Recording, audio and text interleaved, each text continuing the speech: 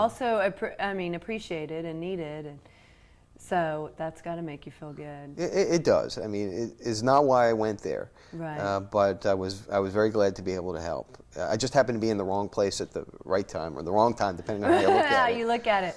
So tell us the next step after anticipation. Then there's participation. Okay.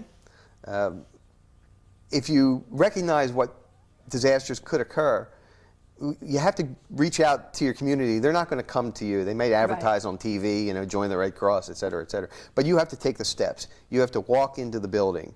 You have to take the classes on your own. You have to participate.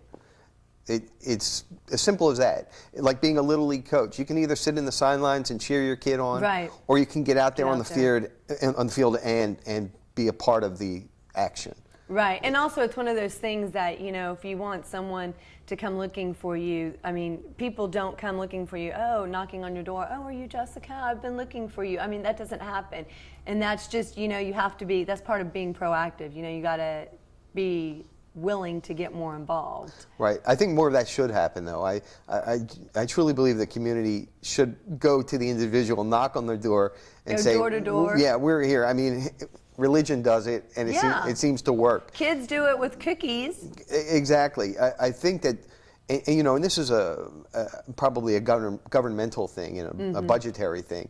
But I do believe that the Red Cross would be better served if they did go door to door and say, we are here to help. Do they have the manpower to do that too? Or they could get volunteers. Like I say, exactly. It's an administrative, a budgetary situation, I'm sure.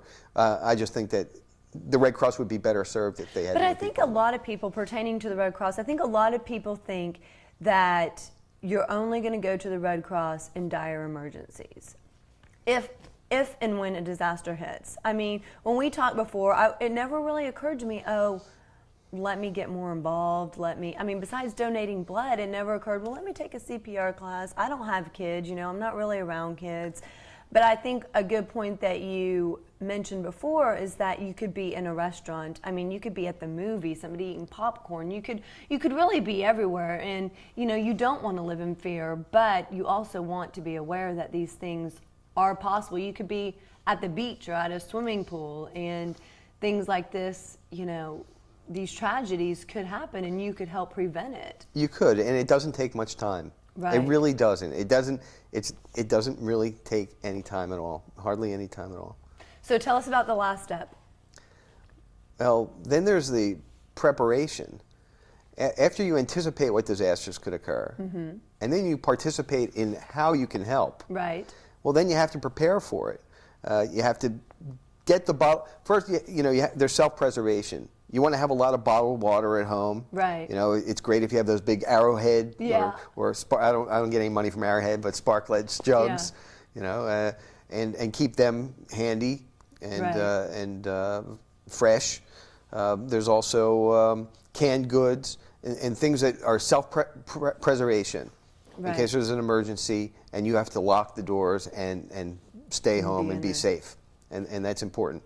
And then there's earthquake kits and other flashlights, ladders, fire extinguishers. A lot of people don't have them, especially because a lot of people out here live in apartment buildings or anywhere people live in apartment buildings, but I think apartment attendants, most of them don't have fire extinguishers in their house because they're probably thinking, why do I need one? Or, in their apartment or whatever. A lot of people don't consider that. But it's mandatory in all businesses. And do you know if a fire starts, in your house, do you know how you're going to get out? That's right. That's another thing. Exit plans, very good.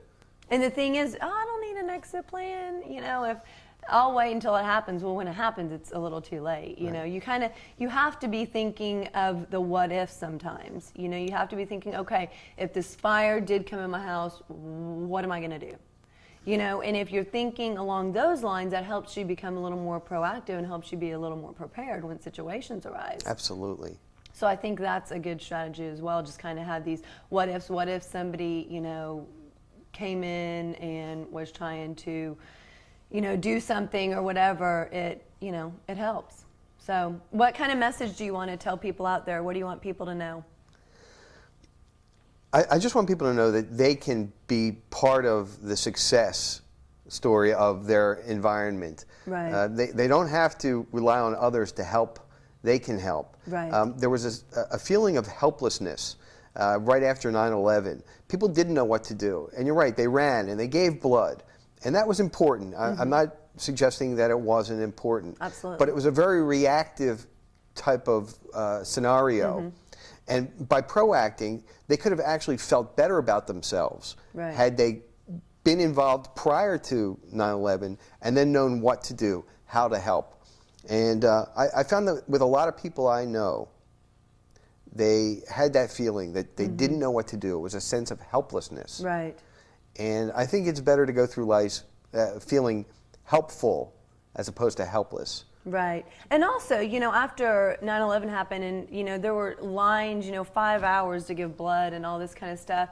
You know, I was telling my sister, we were driving by and I was like, you know, this is so great that these people are doing it, but why can't these people do it more? Why can't these people do it any other time of the year? Why are they waiting until something like this happens? She's like, I know. And I said, and the thing is these people are looked at, oh, these people are so great. These people are so great because they're being reactive as opposed to being proactive, which, like you, I mean, I totally agree. It was great for people to be, you know, that generous and want to help in the first place. But the point is why can't you do that at any other time?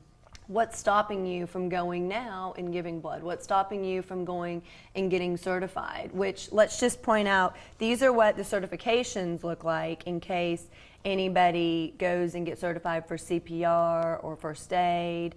This is what you're going to get, and it tells you how long it's good for, when the expiration date is, and then what do they do with these whenever you go into a disaster or something? Do you need to show these? You should carry your cards with you at all times. I'm not going to say it's an absolute necessity, but it would help if you had your cards with you, right? And then they would know that you're for real, that you're right. In the event of an emergency where you're not at home, for example, you're away from home. Right. It gives you a chance to identify yourself. Right. And actually, this is, I mean, this just feels like such a sense of accomplishment for me. I was like, oh, man. And I had told my mom, you know, I can't really do a show about it if I haven't gone and done it myself. I mean, I give blood, but, you know, I needed to be proactive, too. I needed to figure out, okay, well, I think I know CPR, but do I really know CPR? Do I really know the exact way to do it? Do I really know the Heimlich maneuver? Everybody thinks they know the Heimlich maneuver, but do they really know the safest way to do it? You know, the safest way to bandage up a sprained arm or whatnot. You know, you need to learn the proper care, just like you said with the Little Leaguers. Thanks for joining me, Sam.